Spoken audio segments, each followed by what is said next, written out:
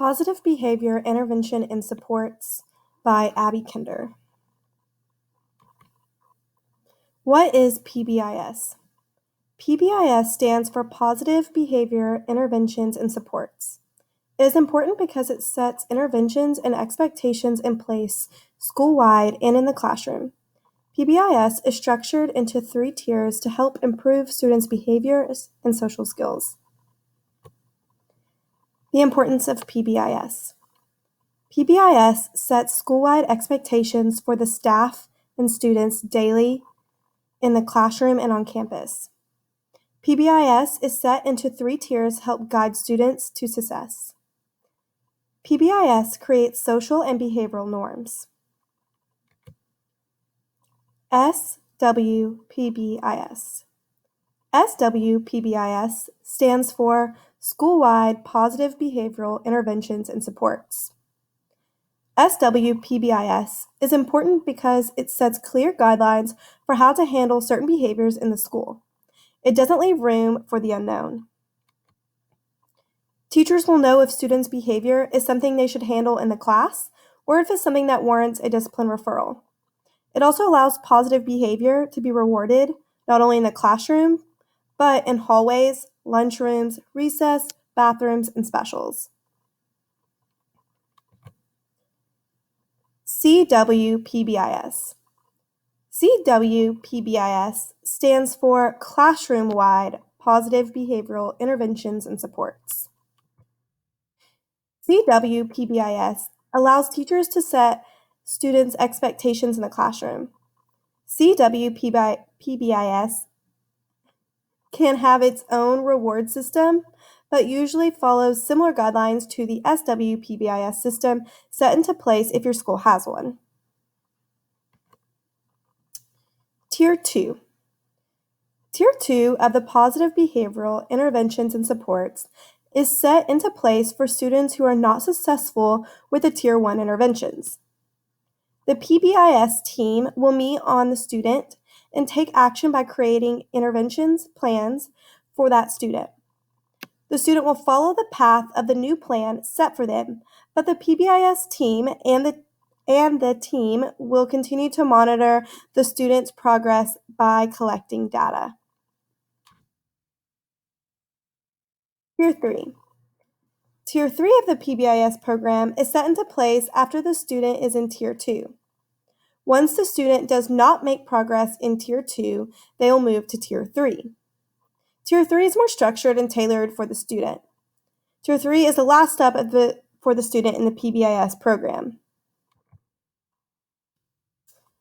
A few interventions that I am going to be talking about for different PBIS interventions for intervention tiers 2 and 3. So I want to give you 5 examples of different interventions that I use in my classroom. The first intervention I'm going to talk about is check-in and check-out. The check-in and check-out system holds the students accountable for their actions throughout the day. In the morning, the student will check in with their mentor to review their daily goals and strategies they can use throughout the day in order to achieve those goals. At the end of the week, students will meet with their mentor again and go over their score and notes left by their teachers. Check-in and check-out allow students to get daily feedback on their behaviors and also gets provided tips by their mentors on how to move forward to be successful the next day. Teachers and mentors can create a check-in and check-out sheet that is tailored to their student. They can do this by changing out the different growth goals instead of using the ones I have in my resource. The following site also provides different ways you can set up your own check-in and check-out resources.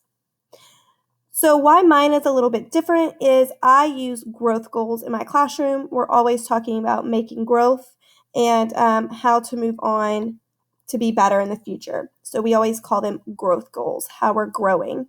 So for example, this sheet I would use, we would set growth goals. This one is to the student to complete all their assignments, to stay safe and respectful in class, and to stay in their learning zones. And at the bottom of my check-in, check-out sheet, the mentor would write tips on how they can be successful in the classroom to kind of give them reminders throughout the day.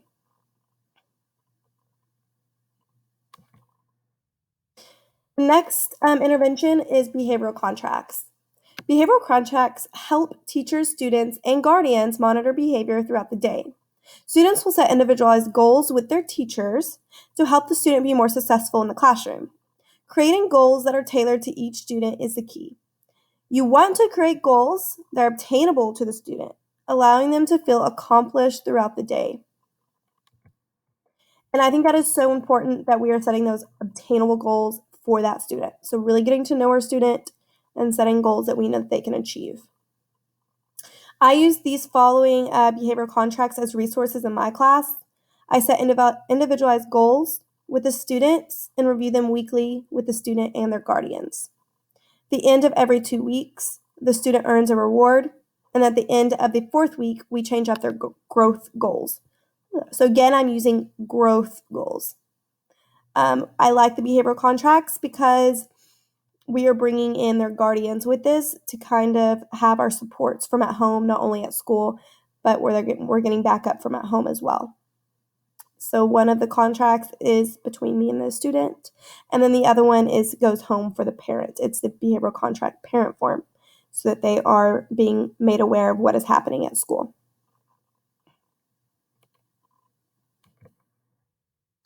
Another intervention I like to use is teaching social skills.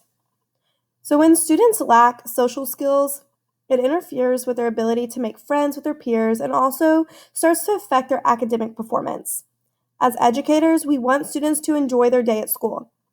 Social skills teaches students how to react and handle certain situations, making them feel more confident in the school environment. Social skills can be done through role play with other students, or are also in social skills or with a teacher. Improving our students' social experiences does not just mean increasing academics, but how they can interact with their peers. So we're not just trying to make sure that they're scoring the best on their test each week. That is important. But we also want to make sure that they know how to interact with others in society, because later on in life, when they have jobs, they're going to have to know how to work well with others to be successful. So teaching these social skills is key. I am a general ed teacher. However, I have done social skills in my classroom with one of my students, and his was mainly for hygiene. So that's why mine is set up for mainly hygiene for my student. It's something that was affecting him with his peers. You know, he was kind of at the age where the students were noticing and starting to pick fun at him, and he was lashing out. So we had to find a way to help him with his hygiene before class started to kind of take away that piece where the kids were noticing it. So here is my student's checklist that they used. So he would go into we had a room downstairs that accommodated for him so he could do all of these things. And he did his checklist and brought it to me, before class started and then right before dismissal. So the first thing he did was he went and he would brush his teeth. He would wash his hair and face. He would he would take his clothes off and he would put those into the washer. And he would take out his clothes that he put in the dryer the day before. He would put those on for the day. And then he would go eat breakfast. And I, of course, taught him how to brush his teeth, wash his hair and face, and how to use the washer and dryer. We did all of that before he was doing this independently. And then right before school ended, he would move the clothes that he put in the washer earlier that day to the dryer for the next day. And then he would also meet with a counselor to grab a snack before going home and also get snacks for when he was at home.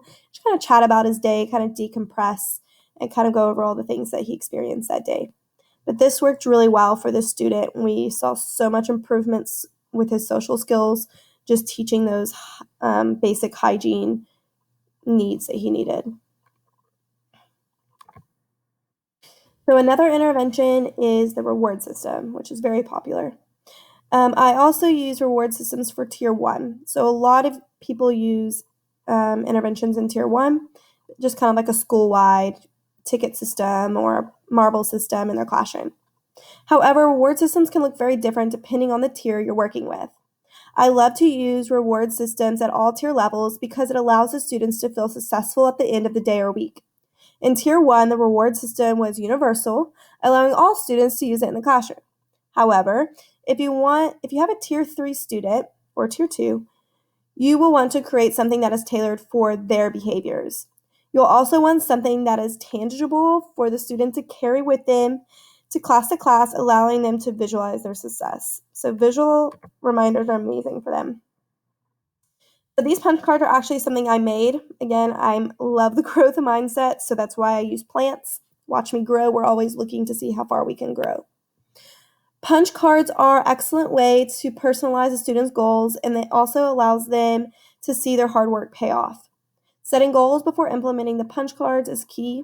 Every teacher the student has should know these goals. That way, if they punch the student's card, it is because they completed one of those daily goals. Teachers should also create personalized checklists for their students, allowing the teacher to check off students' behavioral goals throughout the day.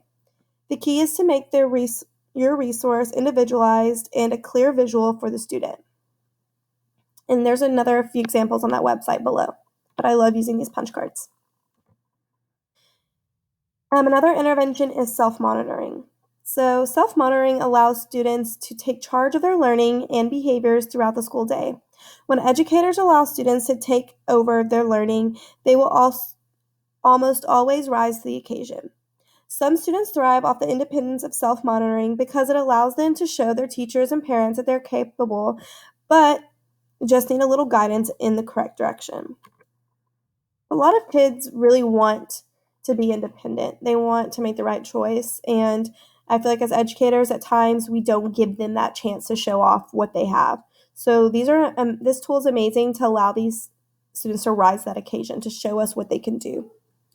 When I implement self-monitoring into my classroom, I always use a checklist to help remind students of their growth goals, but also give teachers an opportunity to give feedback to the student daily. It will also allow the teacher to make copies of the student's daily behavior work and send it home to their parent, allowing them to monitor their child's behavior at school.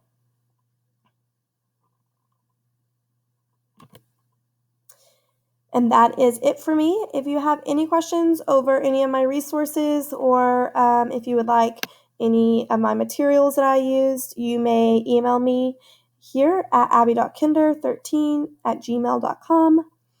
I had a fabulous time in this course, and I hope everyone got out of it as much as I did.